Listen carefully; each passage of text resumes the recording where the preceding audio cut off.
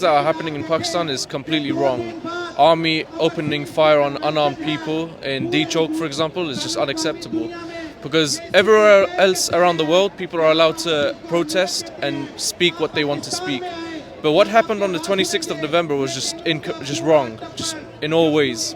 And the main issue here is military rule that's been running since the 1940s or the late 40s. 1947, yeah. Yeah, 47, and it's just continued up till to the present day as well.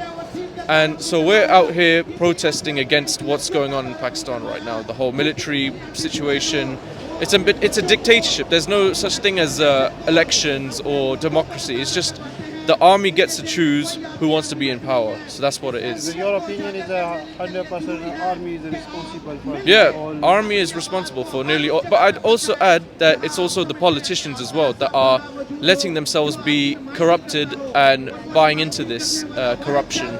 Because they equally have the choice to say no,